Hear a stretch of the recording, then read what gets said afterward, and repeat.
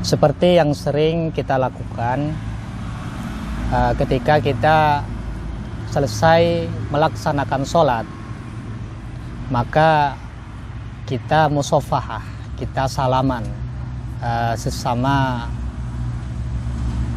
jemaah. Jadi kalau kita sedang melakukan sholat jemaah, maka setelah kita selesai melakukannya, kita melakukan musafahah. Nah, ini ada yang mengatakan merupakan perbuatan bid'ah karena tidak dilakukan di zaman Nabi. Pertama, terkait dengan masalah bid'ah, secara definisi itu banyak terjadi pendeskripsian, perbedaan di antara ulama.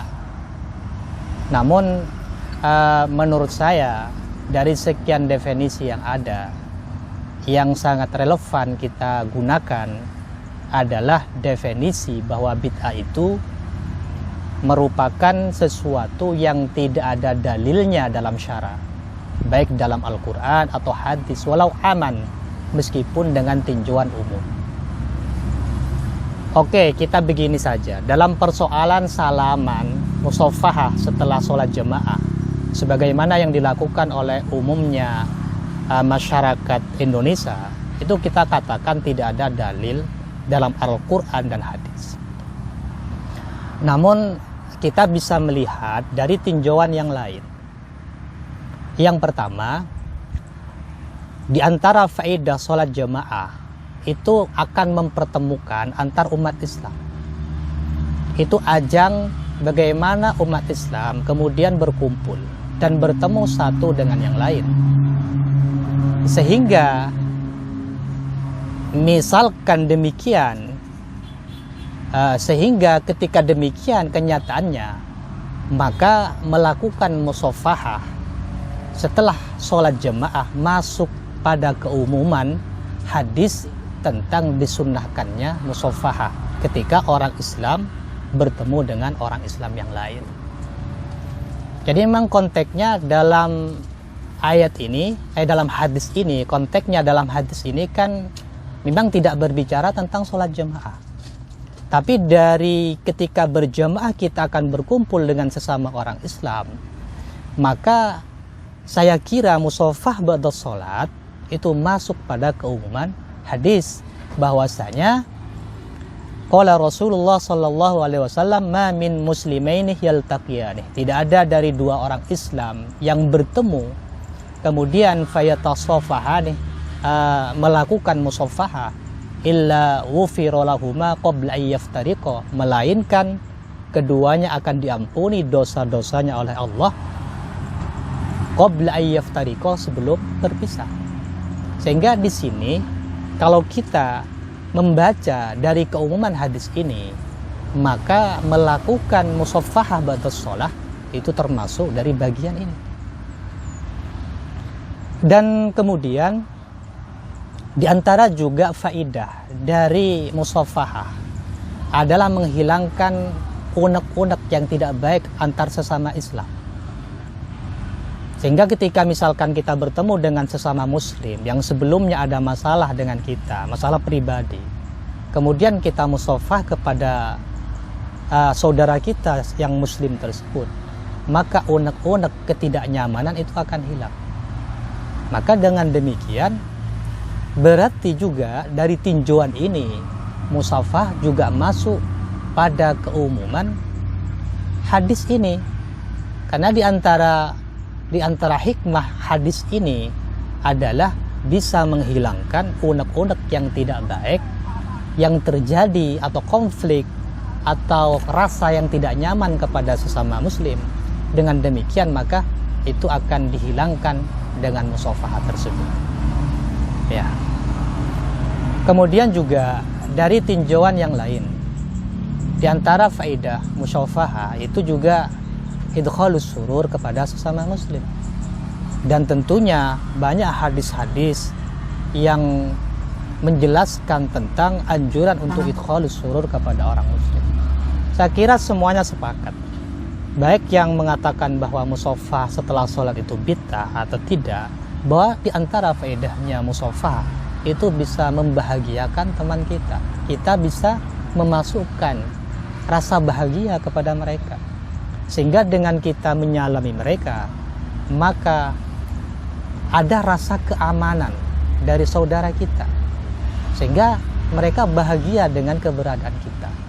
Maka dengan demikian, meskipun secara tekstual, secara tersurat, musafahah setelah sholat itu tidak ada dalilnya dari Al-Quran dan hadis, namun masuk pada keumuman anjuran musafahah ketika sesama muslim itu saling bertemu.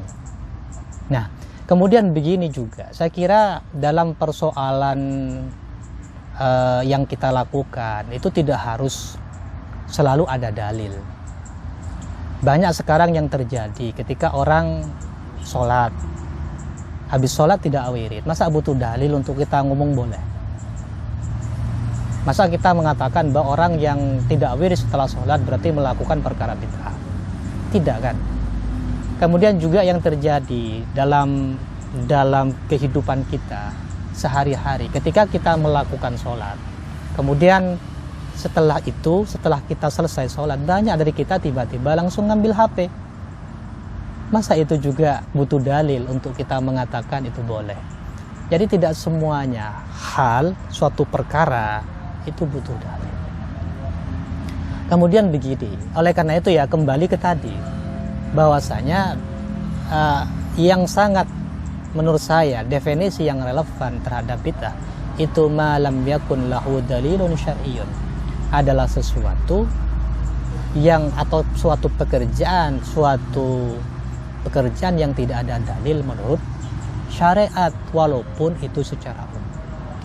Oleh karena itu banyak hal-hal yang saya kira ketika kita memahami definisi ini dari amalia yang kita lakukan sehari-hari, itu dalilnya secara umum ada.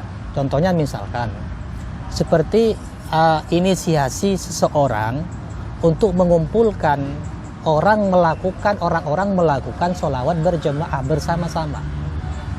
Itu kan nggak ada dalilnya. Artinya di zaman Nabi orang membaca sholawat bersama-sama itu nggak ada. Lalu apakah kita mengatakan bid'ah? Saya kira bukan.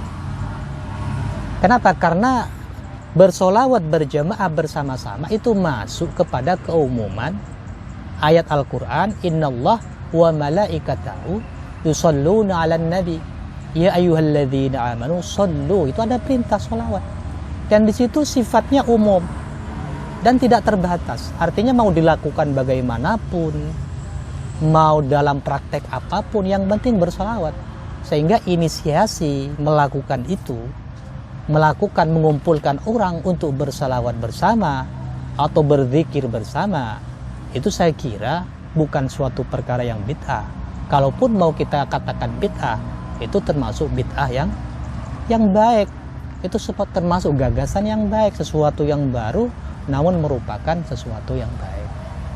Nah, sehingga ini yang saya kira perlu dipahami. Kalau bid'ah itu dipahami sesuatu yang tidak ada di zaman Nabi, atau dipahami tidak dilakukan oleh Nabi, maka banyak sekali hal-hal yang itu bid'ah dan itu merupakan bentuk-bentuk kesesatan. Dan saya kira tidak bisa dibagi-bagi kemudian pada bid'ah dunyawiyah, bid'ah ukhrawiyah, semuanya sama. Artinya ketika anggapan bahwa sesuatu yang baru itu bid'ah kemudian dianggap dolalah, maka saya kira itu semua banyak sekali hal-hal itu yang bid'ah dan orang-orang terjebak kepada kita. Sehingga kembali ke tadi, definisi bid'ah menurut saya yang paling relevan kita gunakan adalah ma lam yakun lahu dalilun syar'iyyun walau aman. Sesuatu yang tidak ada atau pekerjaan yang tidak ada dalil syar'inya walaupun secara umum. Sehingga ketika kita melihat demikian, maka amalia-amalia yang kita lakukan banyak sekali kita temukan dalil-dalilnya, seperti tentang sholawat tadi, dan termasuk juga salaman tadi setelah melakukan sholat jemaah. Mungkin demikian yang bisa saya sampaikan.